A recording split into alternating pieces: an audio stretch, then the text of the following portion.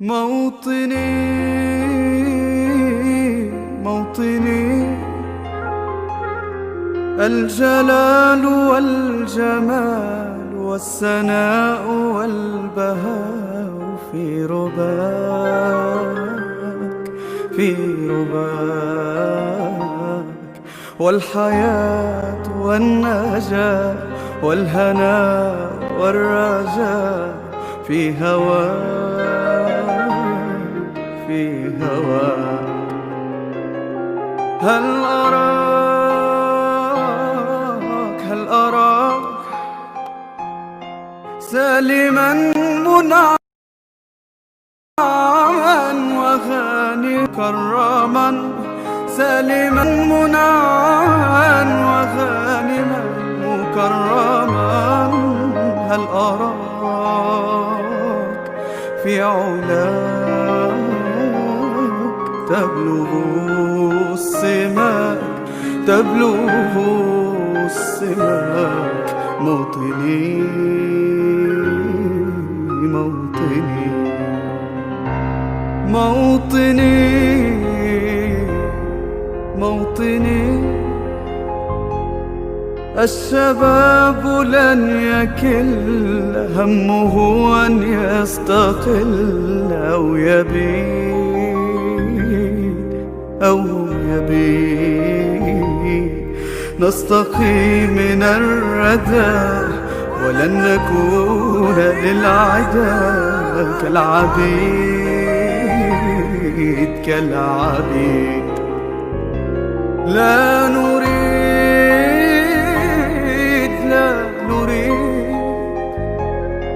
ذلنا المؤبدا وعيشنا المنكدا، ذلنا المؤبدا وعيشنا المنكدا. لا نريد بل نعيد مجدنا التالي، مجدنا التالي. موطني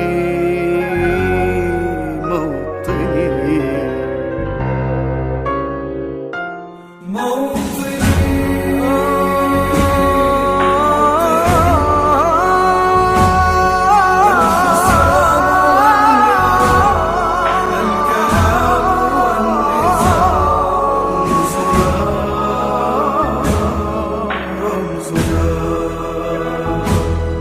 مجدنا وعهدنا واجب من الوفاء، يهزنا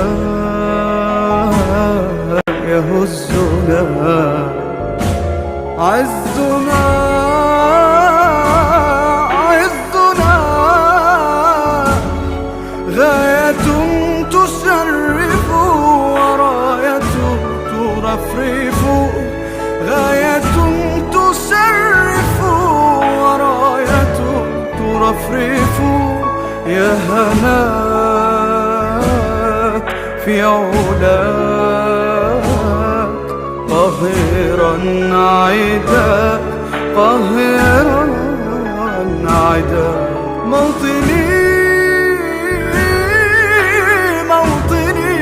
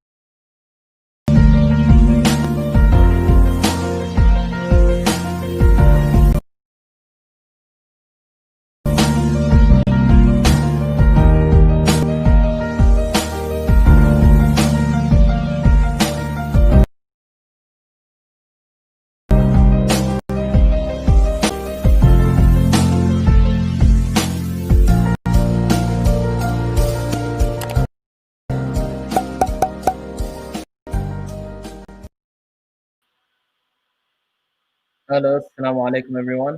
I hope you're all well. Welcome to our event on the Balfour Declaration.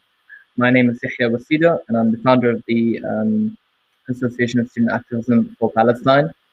And today, inshallah, we have with us Ismail Patel. Before we start the event, I just want to give a little introduction to who we are. For those of you who don't know us, for those of you who know us, please bear. We are an organization that started with the main objective of kind of supporting students who are campaigning for Palestine to be equipped with the education necessary and the tools necessary to kind of achieve their aims and objectives in line with, the Palestinian cause. And through my own kind of experiences back when I was in university with my society, we experienced all kinds of challenges.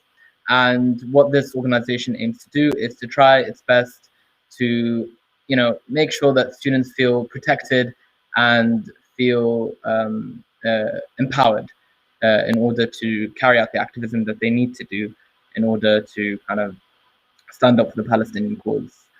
We also encourage all students from all backgrounds to be involved, and we try and make people understand how important it is, especially during these times, for their voices to be heard. You may think that you are insignificant, but in fact, every single voice in this movement is extremely significant. So, without much further ado, I'd like to welcome Dr. Ismail Patel. He is the founder of the Friends of Alaqsa organization, and he's been involved in Palestine activism for over 20 years. And I've worked with him in the past, and it's my pleasure to share this platform with him today. I'll give the stage to him as he kind of educates you all and gives you an insight into one of the important events of the history of Palestine. Thank you very much. Assalamu alaikum to everybody. And it's an honor to share a platform with Yahya, and thanks to the Association of Student Activism for Palestine for inviting me. We at a very momentous juncture on the Palestinian history itself, but I think we'll touch about that later. To focus on the subject today on the Balfour Declaration, really it is an instrumental document that has led to the devastation of the Palestinian people and to the Palestinian question.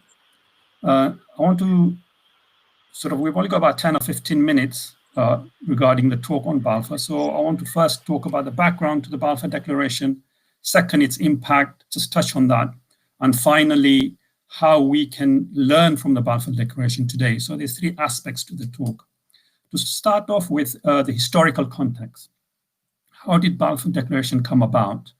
It's very important to understand whenever there's a major momentous event that has impacted the globe, not to look for a single solution, because that undermines the complexity that are involved in politics and also how human nature and civilization sort of come about, nation states are formed. So there is at least half a dozen issues that we can touch about regarding the emergence of the Balfour Declaration. The first thing to remember is 100 years ago, Britain was an imperial power. It was at the height of its imperialism.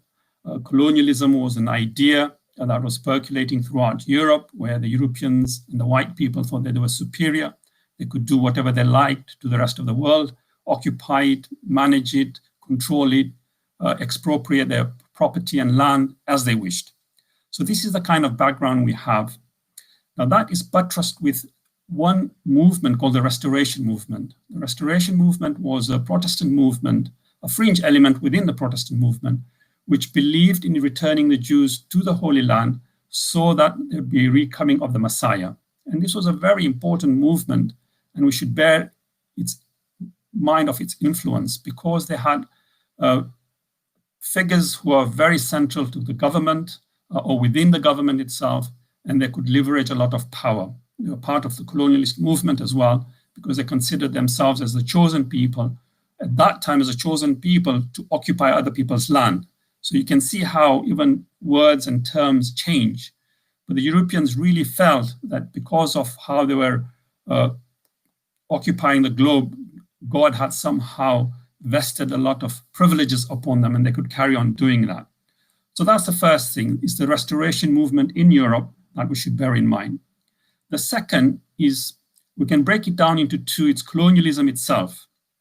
As I touched on, the idea of colonialism was very persuasive, and it is very influential in not only understanding how Europe expanded, but how Europeans got to think about themselves and how that is also impacting us today. Because the structures that were created through about 300 years, in which Europe came to feel an obliging mission to so-called civilize the world, and in the process take over people's wealth and land, meant that they themselves felt very superior. And at that time, how to deal with the Middle East was one of the issues. And most of us have heard of Sykes and Picot. What they wanted to do is how Europe could carve up the Middle East after destroying the Ottoman Empire. That brings me to my third aspect of the Eastern question, because what happens is Europe is at that moment engulfed in two issues. First, we have the Eastern question of how to deal in particularly with the Ottoman Empire, to stop it encroaching into the West. And that is very important, because not only do they have to stop Ottoman Empire encroaching into the West, but what to do thereafter. And Sykes-Picot, as I mentioned earlier, comes into it to say how they should carve up the Middle East, but also how to get the Arabs, the region, in particular in the Middle East, to rise up against the Ottoman Empire. And they use that very effectively. They create an Arab bureau in Egypt, which tries to spread propaganda against the Ottoman and disunite the Muslims in the region, not just necessarily just Muslims, but anybody who was residing around the Middle East, to go against the Ottoman Empire. That also brings us to the Jewish question, because the Eastern question must be seen in parallel with the Jewish question in Europe. If Europe was concerned with the East coming into Europe, then there were already Easterners in Europe. They are what we call the Jewish question, because they were already inside Europe. How do you deal with them? And Europe had problems with the Jewish people going back centuries. But at the time of colonialist power, at the turn of the 20th century, this is the pogroms in Europe, Eastern Europe start. Europe considers itself a superior power that cannot be contaminated by the inferior races. And hence we have the Eastern question. We don't want the East to come into Europe. And we have a problem of the Jewish people who are the Easterners already in Europe. How do you get them out? So there's that third factor that is percolating as well. Then we have the fourth issue, and this is also a very important factor, is, remember, Balfour Declaration is signed during the First World War, towards the end of the First World War. But if we remember our history of the First World War, is the United States of America did not join the First World War until about in April 1917. And it was very, very reluctant. And it was very reluctant because of the power brokers in America did not want America to get involved in Europe. And two main power brokers at that time in America were German Jews who had moved to America. They did not want it. And also the elites within the American hierarchy did not want to involve themselves in Europe. And here was Britain trying to allay or to neutralize that counterbalance in American political thinking to get America involved into Europe. So you see, and it's around a couple of months later, after America enters, you have the Balfour Declaration coming. So that's our fourth factor. There's a fifth factor of internal Zionist problem. Now, we all know that Balfour Declaration was the work of Weizmann, but before Weizmann was Herzl. And within the Zionist movement in Europe, during the First World War, there's a massive division where the Eastern Zionists, in particular towards Russia and what we call the Eastern Europe, were not very favorable to creating a homeland in Palestine. Their head offices had moved to I think it was Sweden or Norway, I forget, one of those countries in northern Europe. And the British Zionist movement was very weak relative to the global Zionist movement. And Herzl tries to come to Britain or talk to the British government to try and solve the so-called the Jewish question that I mentioned earlier. There was a very important conference that took place, or rather a royal commission in 1902, in which the British government tried to address what they call the alien immigration of the time. And by alien immigration, they basically meant stopping Jewish people from mainland Europe coming to Britain. And who gives evidence to this? Theodor Herzl. And what he says in this royal commission is very interesting, that Europeans have a problem with the Jewish people. Jewish people have a problem in Europe. And you don't want Jewish people to reside within Europe. So the only solution you have is to give us a homeland where we can take these Jewish people and solve your Jewish problem. So this is a beginning of a seed that is planted within the British government of how to solve the Jewish problem within Europe. Of course, then what we have thereafter is that the author of the Balfour Declaration, Mr. Balfour himself, is also an anti-Semite. What he wants is he wants to stop European Jews coming into Europe and therefore move them out, and through that declaration to move them out. Now, if this is the background, I sort of touched on 6 points very, very quickly. So just to recap, we talked about restoration movement, we talked about colonialism with Sykes-Picot, we talked about the supremacist ideology with the Eastern and Eastern question and the Jewish question. We talked about getting America involved into the war, internal Zionist problem where Theodor Herzl and Weizmann were much more, should we say, extreme within the Zionist movement to try and create a homeland in Palestine, which shifting the agenda from the rest of the Zionists in Europe. And then we have anti-Semitism itself, working within the European sector, in particularly in Britain, to help and aid. So all these factors amalgamate in Balfour to be able to write the Balfour Declaration. So that's the background in which Britain is trying to get rid of the Jewish problem in Europe, at the same time help its colonialist aspiration by creating a homeland for Jews in Palestine. Now, the declaration itself has something very significant. One, it's written by a British Foreign Secretary to a member of House of Lord Rothschild. It's not written to the Zionist movement. It's not written to another government. It's not on a government letterhead. All these things means that, you know, if you think about it now, if a similar letter is produced today, it would be insignificant. It would be totally insignificant that this is a recommendation by a foreign secretary to an individual about a potential of creating a homeland for Jewish people in Palestine.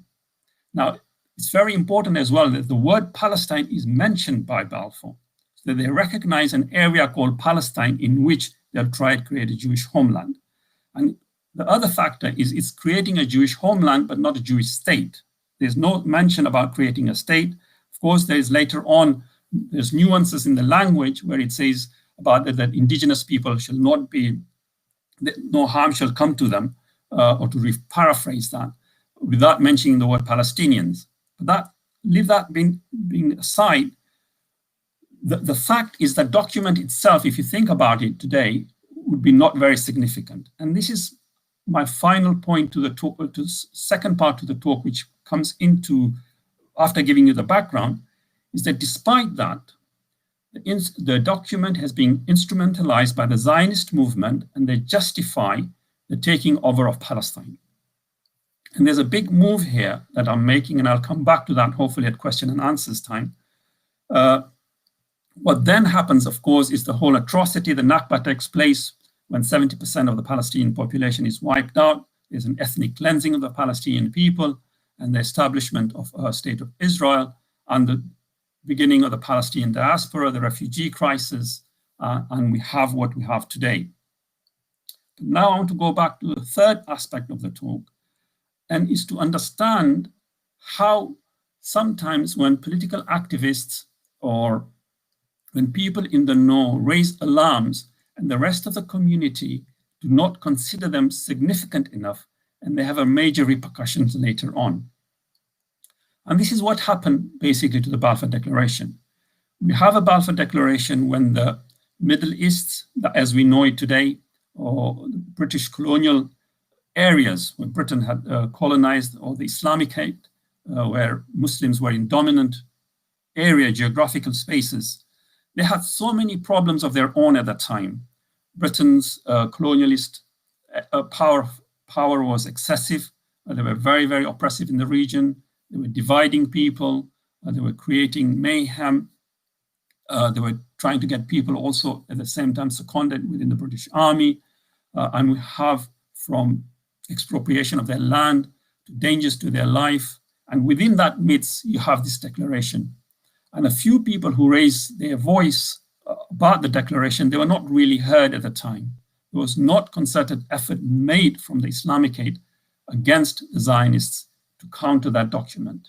And what you have is the Zionist movement instrumentalizing the document, in which they move around Europe and America in particularly to justify the aspiration as being given from the British government. Whereas the Islamicate itself remained very pliant, very quiet about it, and did not rise up to the challenge.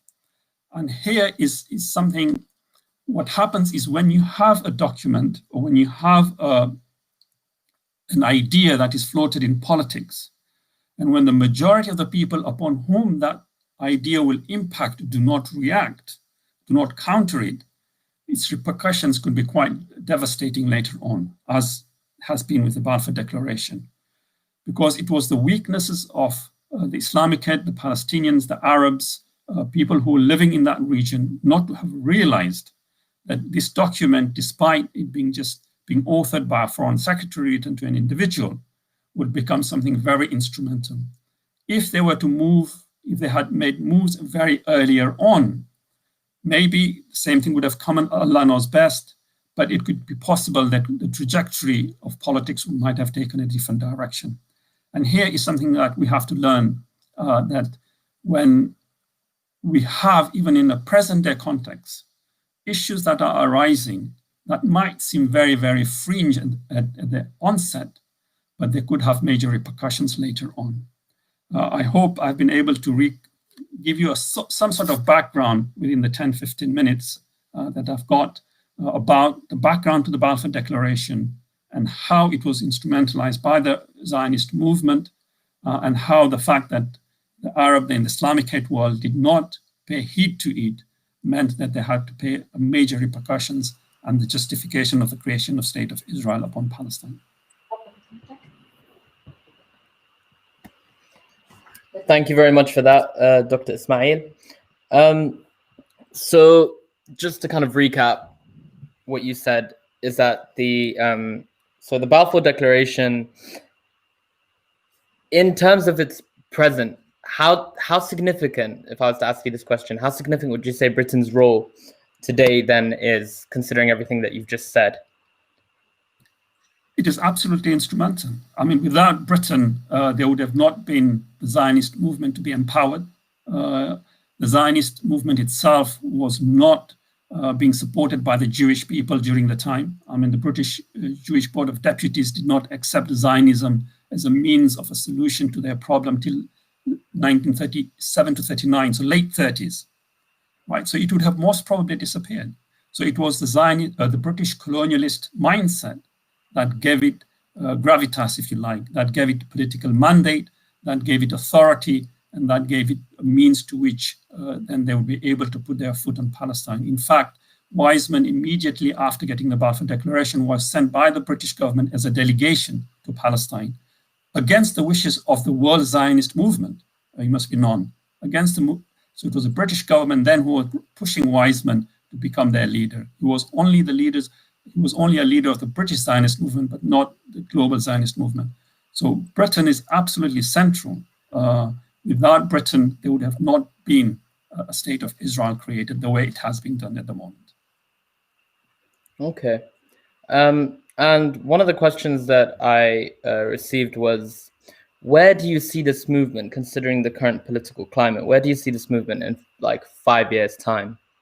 Which movement? Sorry, Zionist movement? The Palestinian movement, considering the current situation and the current pressures and the political landscape of America, and the political landscape over here, where do you see this movement in 5 years' time?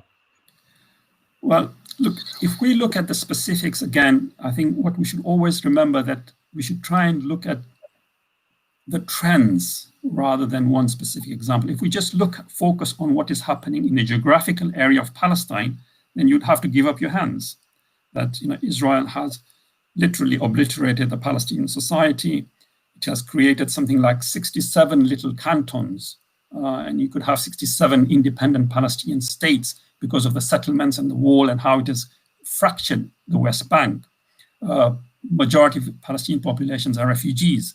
So looking at that, you would say, you know what, there's no future. This is a genocide of the Palestinian people. They'll be, within a decade, they'll disappear. But you have to look at the trends of what's happening globally.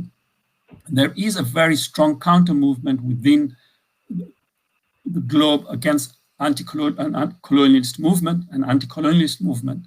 There is call for justice. There's calls for green movements which are now aligning with anti-colonialism.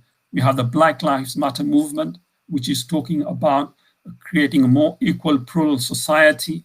We have calls for international law and instruments, the United Nations, the Geneva Convention, to be respected more strongly. And all these trends and avenues, if you like, are getting stronger globally. So if the Palestinians are weak, they're weak as a Palestinian people within the geographical region. And the Palestinian movement itself, it's becoming much wider. And by becoming wider, it becomes stronger. And this is something we need to remember. Yes, as a Palestinian people, they're very weak. They cannot do much against the Israeli forces. And I mean forces, literally military forces, and their diplomatic powers within the European centers. But that center is also shifting. So when we look at 5 to 10 years from today, there is a lot of things that are happening and emerging in which we as individuals, as private citizens, need to feed into to strengthen that society. And there's a great shift in talking about equality, justice, and peace around the world. And the new order, especially we have seen that through coronavirus crisis, the pandemic we've got at the moment, that the global society is looking towards more equity. We understand now that you cannot cure this issue by just curing your problem. You have to cure everywhere else. The same thing now is translated into wider politics, that you cannot have freedom for yourself when there's injustice somewhere else. You need to have justice everywhere. And if you put justice at the center of politics, then you have a hope. That doesn't mean we have to be complacent. This is, of course, subject to individuals who are listening today, passing the message on, becoming much more active.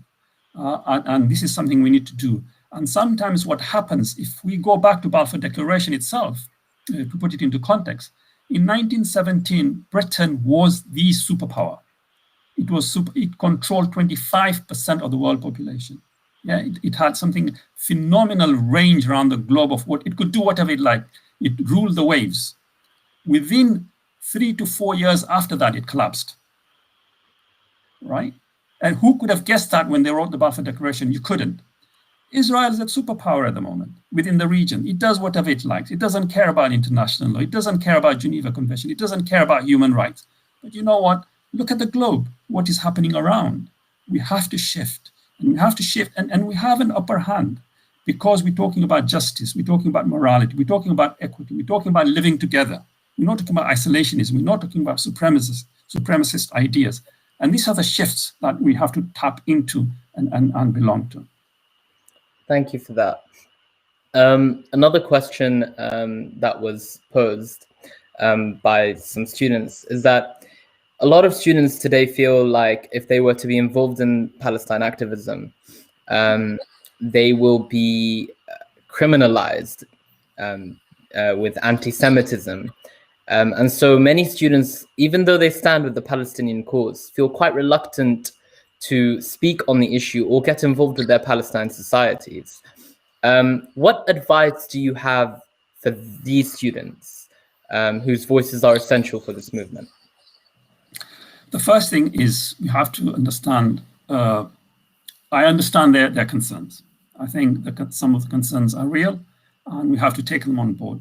But everybody needs to ask a question that solving the problem of Palestinians first and foremost is not simply about Palestinians.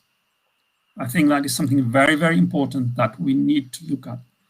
Because if we look at the idea, again, going back to keeping it in the context of Balfour, if you go back to that, is you have here an idea that germinates not just about occupying one part of the world, but the rest of the world. So when only the people who are occupied were to stand up and say, look, this is not my problem. If I stand up, the superpower will cause more problem to us. They weren't spared. Eventually, they all got occupied. Similarly, as individuals in Britain, if we think that by us remaining quiet, will not be stigmatized, will not be labeled, somehow the passage to our careers and future will be much more smoother, I think we are feeding the crocodile, as I think the saying goes, and you will be the last victim. Yeah. So that's the first thing, to keep it encapsulated in a wider sphere. Having said that, as I mentioned right at the beginning, that I realize the concerns and they are real. And therefore, to approach the Palestinian issue, you must first belong to an organization within your university, like ASAP, who are working, who know the ropes, who know the limits, who know how to use language, who know which activities to take, so that you're working within a framework. And if perchance something were to happen to you, then you have a backing. Yeah. So you reduce that risk, but that doesn't mean you should stop working about that. And it's, it's about justice, it's about equality. What do you want for your future life to be, and also your children's? Yeah? I mean, I am old enough to be able to say, we tried our best, not good enough for you guys, but you want to live a world much better than we have been able to. And therefore you must act. And it also checks the political movement within this country. So when you're working about Palestine and talk about justice, you talk about international law, respect for international instruments, you keeping our politicians in check, that they should be able to do that on every aspect, not just the Palestinian issue, on every aspect. So when it's human rights being abused, your human rights are being abused as an individual, whether you're a Muslim or a non-Muslim, but you're working on the issue of justice, then you can be able to use those instruments. So you're learning how to campaign, how to lobby, and making sure that the politicians do not get a free hand to oppress anybody and everybody they want who doesn't accept their way of doing things. So it's a wider thing as well. So I think, yes, we are on board and we take on board the concerns of the students, but it should be not an excuse not to do anything. Okay, perfect.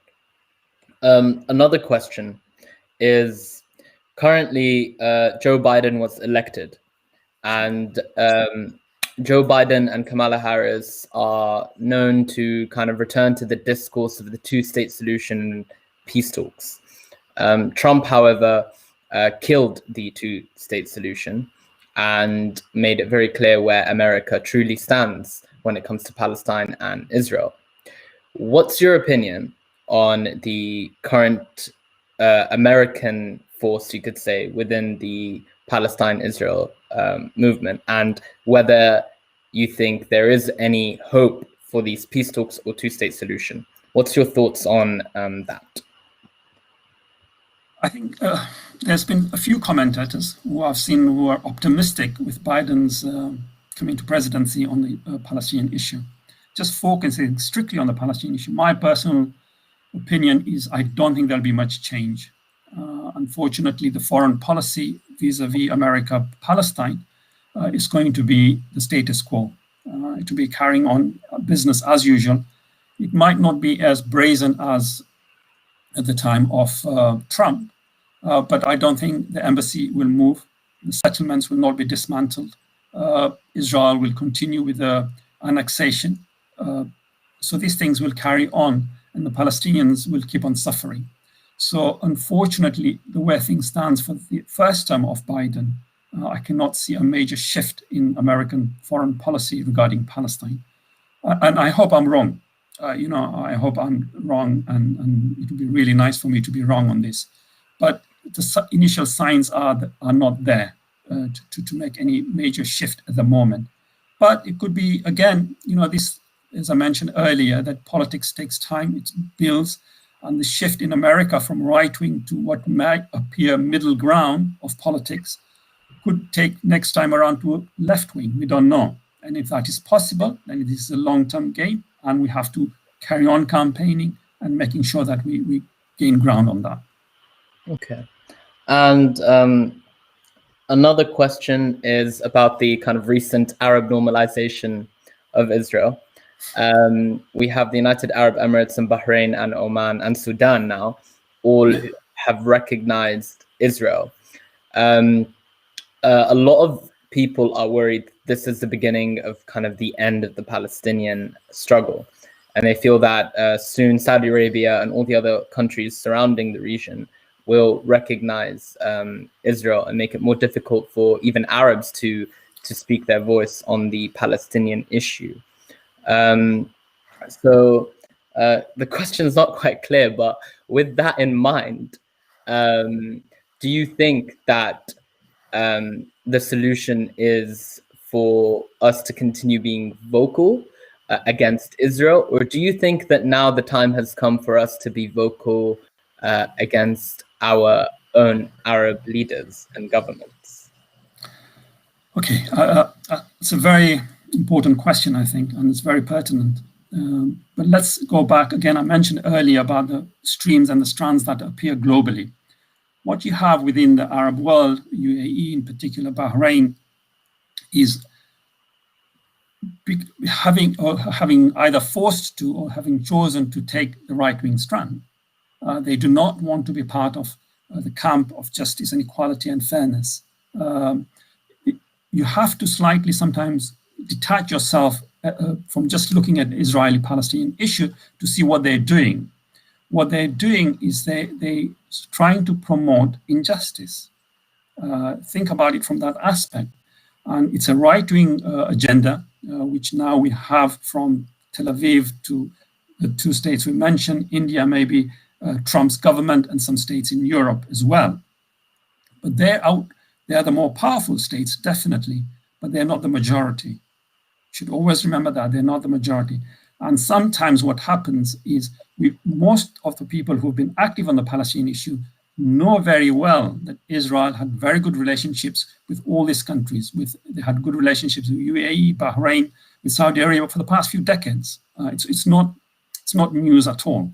In fact, I've been on record at least 15 years or 20 years ago saying this right from the beginning, that what we have here is an issue of the Arab world itself not being able to help the Palestinians. So it's nothing new. What has happened is they've come up before. And I think that's, in a way, that's beneficial for the Palestinian movement, because now they can identify quite clearly where they can be able to get some sort of hearing and possibly solidarity for their liberation and therefore their freedom. And I think that is instrumental. Yes, them coming out will polarize the debate and discussion, but I don't think that it will change anything on the ground for Israel at all. Because I think what you also will have is the polarization of their own societies, of all these countries, UAE and Bahrain and anybody else who joins them, to make sure that, there'll be people within their community who will feel that, they do not want to belong to a camp that promotes injustices, that promotes superpowers, ideals, and modern day colonialism and imperialism. And you'll have a resistance movement arising from that. So I don't think the last sentence on that has been written. And I think it's a long way to go. And I believe that, it's more detrimental, I think, to those countries who are normalizing the relationship than it is to the Palestinians regarding their own future. And a final question, because I know you need to go. A final question from me following on from that is that BDS, Boycott, Divestment and Sanctions, aims to isolate Israel economically. We've worked very hard in Britain and in America, in the West, to kind of make sure that we do our best on that front. However, with this normalization and now open trade between the Arab countries, would you say they have completely undone our efforts? or would you say that BDS is still extremely vital and important and still holds a very, very strong point, or you could say is a strong tool in this movement? There's two parts to your question there. First, BDS and the normalization process. As I mentioned earlier, all the a lot of the Arab states had normal relations to Israel, so they were getting their produce. They were investing on G4S, which we're calling for boycott, DEF, all these companies that are involved in Israel occupation and subjugation of Palestinians were used by the Arabs states for the past decades. So I don't think their normalization is going to make any difference. In fact, what's going to happen, and I've seen this already, that when they now are legally or sort of glorifying by putting in a supermarket saying produce of Israel, very few people are actually buying it in these countries.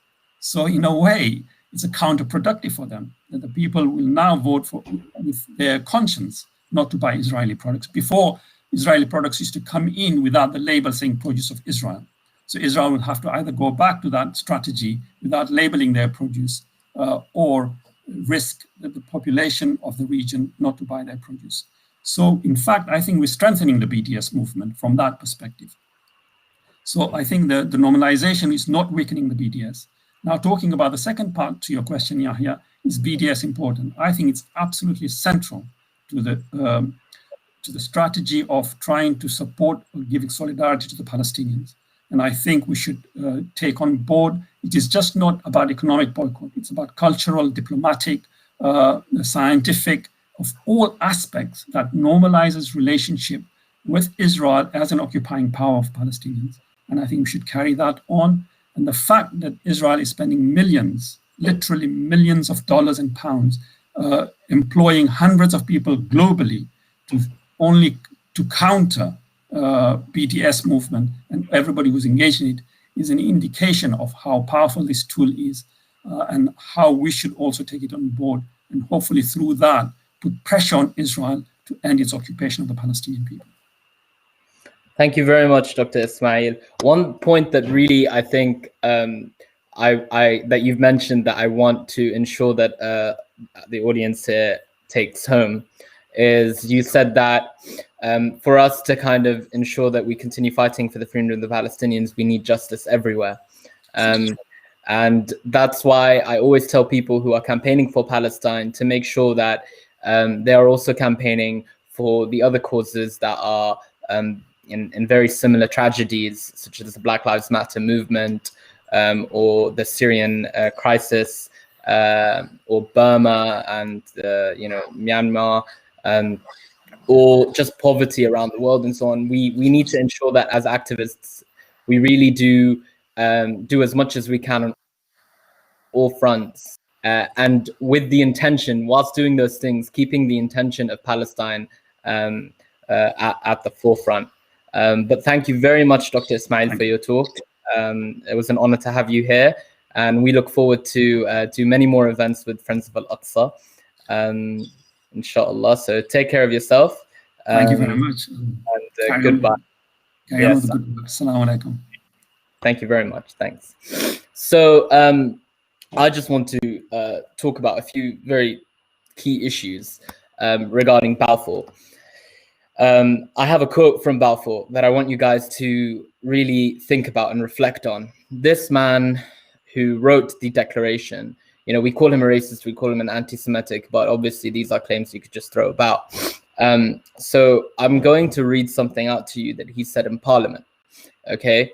And this is the man who is currently being hailed by Zionists and Israelis as a hero for paving the way for the creation of the Israeli state. And then we'll move on to the IHRA definition, which I think is crucial to Palestine activism. So here's the quote. His words, of course. We have to face the facts. Men are not born equal. The white and black races are not born with equal capacities. They are born with different capacities, which education cannot and will not change. So inherently, we have, and racism back then, one of the arguments a lot of people use is, it was common, so it was okay. Racism back then was common. But for the man who is now currently hailed as a hero to have said these things, it is crucial to understand his motives and intentions behind the creation of Israel. This man was behind something called the Alien Act in the late 1800s. Jews were being persecuted in Russia and were fleeing. And he, when in Parliament, spread lots of speeches talking about how Jews should not come to this country. This is not their home. And he did not want them there because they were different. They were not like white English people. And he was against the concept of, immigrants. And so when the Rothschild, approached him asking for this Balfour Declaration, he jumped on it. And the reason he jumped on it, based on something we can extrapolate from his hatred towards Jews and immigrants, was the fact that he saw them as aliens. That's exactly what he called the act, the Aliens Act. That's how he described Jewish immigrants from Russia. He did not want them in his country. And for him, this concept of creating a Jewish state for them to all go to, where he would not have to deal with any influx of any immigration, was a blessing. The other reason, and this is also documented, is that he didn't believe anyone besides the white man. As you could tell, he believes the white man has extra capabilities that the black man or the foreign individuals did not have, which is he did not believe they had the ability to run a country. So to him, he knew that this was a Western kind of like a colonialist power that's just an extension of the British Empire, where they would have an influence over the region there. And if you look at stuff like Joe Biden, I know a lot of people are excited Joe Biden got elected. Joe Biden himself, I mean, there's a video that's been circulating back when he was giving one of his speeches when he was younger. And he made it very clear that we need Israel. If Israel was not created, then we'd have to find a way to make Israel exist. So the problem was that this president, the current president himself, sees Israel as a means for the United States empire to expand and as a strong ally. But I wouldn't even use the term ally, because they literally, it's just another, it's like a huge military base for the Americans and the British in the Middle East. This is why they are protecting Israel at all costs from any accountability to human rights or any of the injustices that they commit. Linking that forward to today, and what we're experiencing in the movement is the issue of the IHRA definition, which makes it, the definition itself is not the problem, but the examples it brings, it's like, for example, if you call Israel a racist endeavor, you are anti-Semitic. And the problem with that is in the movement, with all of our universities adopting, having a lot of pressure to adopt this definition, it's very difficult for us to talk facts about the creation of Israel, because ultimately what it leads to is us being branded as anti-Semitic. Thankfully, the legal system here in the UK is one that's based off of scenarios. So this is not a law. You can say that and you can still fight a legal case saying that, you know what, no, we're not anti-Semitic, we're stating facts.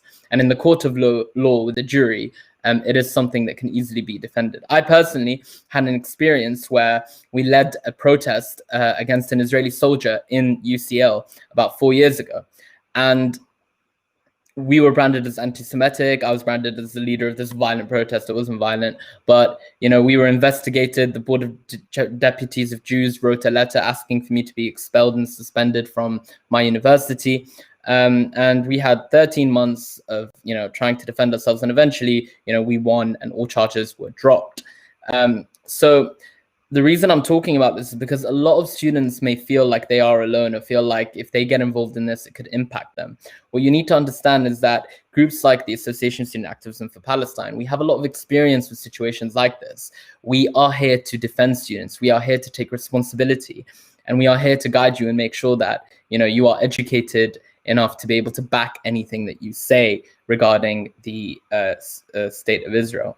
And one of the things that I always ensure that I equip students with regarding, is Israel a racist endeavor or not, is the issue of it being a Jewish state. To create a state for Jews is very different than creating an Islamic state or a Christian state. What we need to understand here is that being Muslim is not a race or an ethnicity. Being Muslim is just a belief, it's a religion. You cannot be a Muslim atheist. You cannot be a Christian atheist. However, being Jewish is being part of an ethnicity. Just, it's like, you know, they describe themselves as an ethno-religion or an ethno-culture. You can be a Jewish atheist. In fact, the man who founded Zionism, and a lot of Zionists, a lot of Israelis try to use the Bible as a form of, you know, legitimizing their claim to this land that they existed on, according to the Bible, 2,000, 3,000 years ago. This man himself, Theodor Herzl, was an atheist who did not believe in the Bible and did not believe in the scriptures. And in fact, he tried to create the state of Israel first in Uganda and then in Argentina. And some colonies, some Jewish colonies moved there. We still have Jewish colonies in Argentina today who made that migration. They call it Aliyah. Back in those days. But then he realized that actually if he could use religion as a tool to convince Jews to have this connection to the state of Palestine, and if he could convince the British that this would be beneficial for the British because they would have an external ally that they could rely on, who could do their bidding in the region, then they would succeed. So unfortunately, you know, whether the IHRA definition is adopted or not, having a state that is based on being a Jewish majority is a racist endeavor in its basis, in its core, because what it says is that our state is defined on the basis that there has to be an ethnicity that is a majority at all costs. And to protect that majority, Israel is willing to do what it can to ensure that, you know, the numbers and the statistics look right. For a state to exist on something that fragile is extremely pathetic. It's like saying Britain is a state for the white man. So it exists on the basis of being for majority white people. But then one day, if Britain was if the statistics weren't adding up and brown people or foreigners started to outnumber the number of white people living in this country, then the fabric of its existence would be flawed, and it would have to find a way to ensure that we leave or get massacred or killed to ensure that the numbers stay suited to its racist interests. Which is why it is completely factual to say that the idea of creating a Jewish majority state is inherently racist, because it is based on a people's race. And the nation state law that was passed just a couple of years ago kind of amplified the fact that Israel is a racist state, making it clear that this is a state for Jews and Jews only. And yes, we have a 20% Arab population, but we don't care about them. Ultimately, as long as we are the majority, that is what matters. And this state was created for Jews. These other people are like guests in our country. They're not truly Israeli. So what I advise a lot of people to do is to not be afraid of the IHRA definition, of its adoption by universities. The majority of conscious people living in the UK are now pro-Palestine. The majority of people, even if they're not fully pro-Palestine, they completely understand the complexity of the issue and the complexity of calling someone anti-Semitic for standing up against Israel. They understand that today, in today's climate, anti-Semitism, the claim of calling someone anti-Semitism, has also unfortunately been used as a way to silence voices against talking about the injustice that Israel is committing against the Palestinian people. So do not be pushed or swayed by these situations at universities. We, as the Association of Student Activism for Palestine, are here to support you, to stand with you. And if you have any issues, do not hesitate to come forth and hit us up. You can message us on our Instagram with any of your problems or any advice or any guidance that you need, and we will be there to support you. You are not alone. And none of the Palestinian societies in this country are alone either. We're all standing together, united, to ensure that our fight for injustice is not silenced in any way whatsoever. So thank you all for watching. I think this was an important webinar. And it has been 103 years since the Balfour Declaration. But just like Dr. Ismail Patel said, and I resonate a lot with that, is that, yeah, it may look pretty bad right now and it may look like there is no hope, but just remember that back in the early 1900s, no one saw the Ottoman Empire falling as a possibility, yet it did. No one saw Hitler's failure as a possibility, but it happened. He was at his greatest strength, but the Berlin Wall fell the next day. And so it may seem that there is no hope, but ultimately, when it comes to these kind of politics, when it comes to this kind of injustice, every empire will rise, but every empire will fall. And Israel's time is coming very, very close to an end. And it's your choice whether or not to be part of this journey, to be part of this struggle. Your voice is important. Your voice is necessary, and it needs to be heard. You are not insignificant.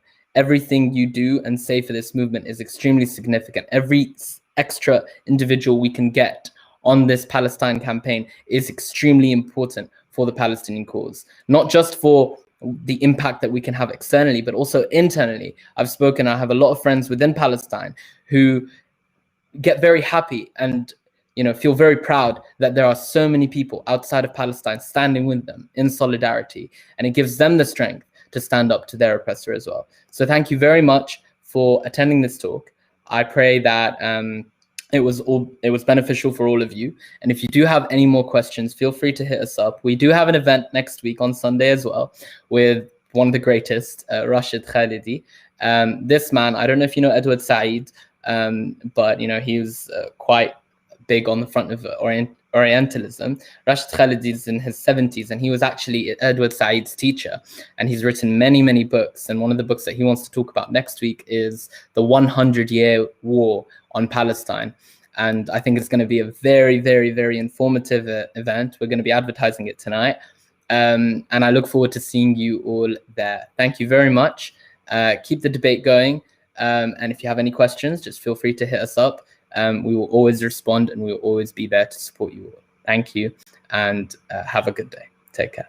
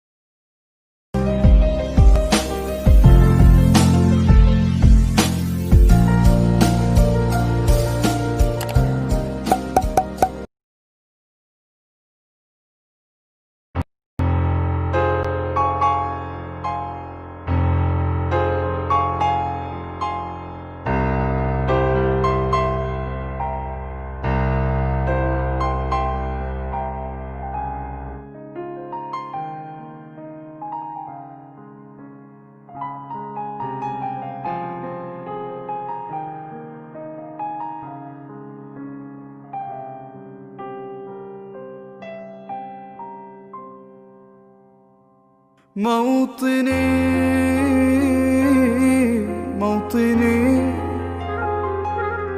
الجلال والجمال والسناء والبهاء في رباك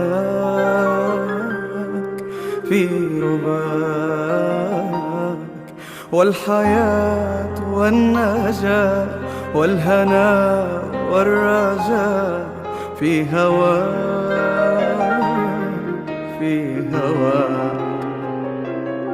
هل أراك سالما منعما وغانما مكرما سالما منعما وغانما مكرما هل أراك في علاك تبلغ السماك موطني موطني موطني موطني. الشباب لن يكل همه أن يستقل أو يبيد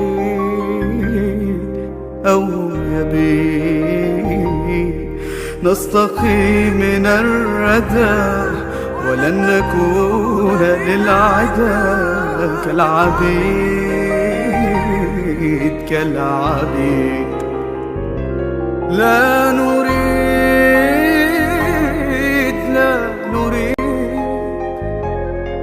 ذلنا المؤبدا وعيشنا المنكدا، ذلنا المؤبدا وعيشنا المنكدا. لا نريد بل نعيد مجدنا التاليد، مجدنا التاليد. موطني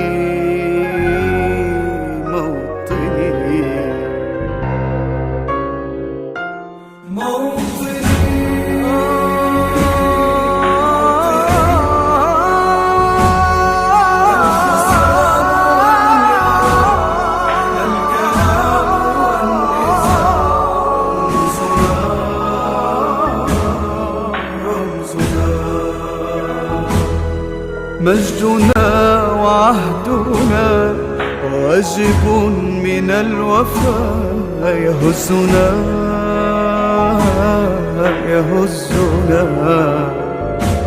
عزنا